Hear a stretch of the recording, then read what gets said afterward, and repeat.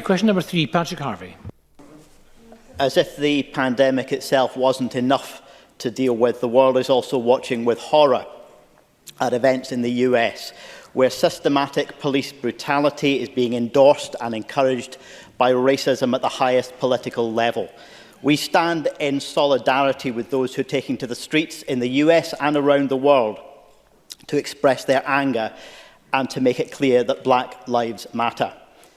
Expressing that solidarity doesn't just mean looking at other countries, though. It means challenging ourselves as well. The First Minister recently received a letter from the STUC Black Workers Committee regarding COVID-19 and highlighting that Black and minority ethnic groups remain overrepresented in the at-risk communities identified by the government.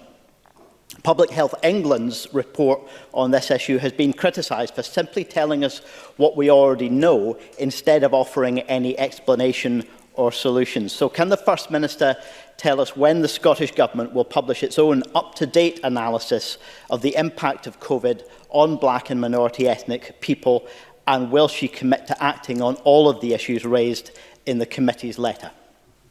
First Minister. Well, can I say that I too feel total solidarity with the Black Lives Matter movement. We are all looking on with concern and horror at the scenes unfolding in the United States, and I believe the President of the United States has a duty to address the underlying causes of the protests, the legitimate protests we are seeing, rather than continuously attacking those protesting. On the issue of taking responsibility ourselves, I couldn't agree more. I made this point myself yesterday. No country, no society is immune from racism. We all have to look ourselves in the mirror, and we all have to consider what we are going to do to combat racism, and I certainly rededicate myself to that as First Minister. On the issue of the letter from the STUC Black Workers Committee, I have received that letter. I've actually just this morning signed a response to the letter, which will go to them this afternoon, which I hope they will see as a comprehensive response to the very reasonable and legitimate points that they were raising. On the issue of analysis of the impact of COVID, as Patrick Harvey is possibly aware, Public Health Scotland released some initial analysis, I think 2 weeks ago today, on the 20th of May, if I'm getting my dates correct, where it said it had undertaken initial analysis to investigate whether COVID-19 outcomes varied by ethnic group.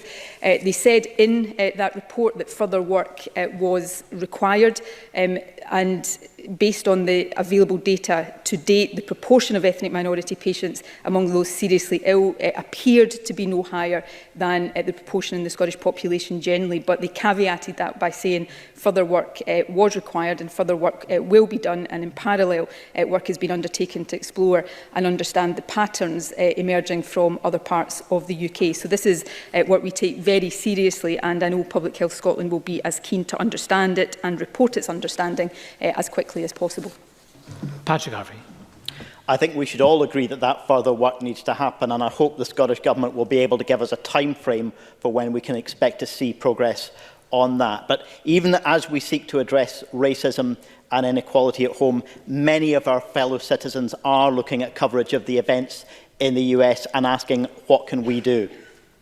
I hope that everybody considering joining a protest this weekend will act responsibly and observe social distancing.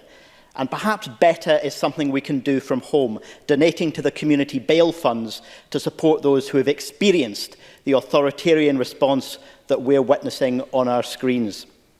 I've made a donation. I urge others to do the same, and I hope the First Minister will join me in that call.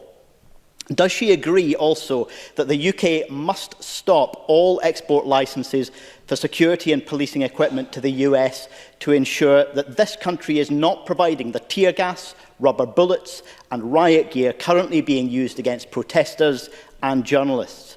And given that the First Minister has previously told us that devolved business funding for the arms industry is for the so-called blue light sector, can she also confirm whether the Scottish Government has given any public money to any company supplying police or National Guard in the US? First Minister. On that last point, I'm not able to give that answer right now because I don't have that information, but I will undertake to look into that and come back to Patrick Harvey as quickly as possible. On the point about the further analysis, Public Health Scotland, of course, made the point that there is still limited data in Scotland around this, but as that data increases, then they will want to do further analysis, and I hope that will be as quickly as possible. But I will ask Public Health Scotland perhaps to write to Patrick Harvey directly to set out the timeline and the process which they are going through with that. On the point about events in the United States and protests that people may want to take part in here, I absolutely echo the comments Patrick Harvey has made. We all want to make our voices heard around these things, and everyone has the right to protest. Many of us will have taken part in many occasions in peaceful protests, but right now mass gatherings of people could be a risk to health and indeed to life. So I would appeal to people to make their voices heard safely and not to put themselves and others at risk. And Patrick Harvey has, I think, helpfully listed some ways, including making donations to community bail funds as ways in which people can do something and make a difference without putting themselves at risk. So I would certainly echo that. The point about export licences, I certainly agree with the sentiment of that, and we will make appropriate representations to the UK Government on that point.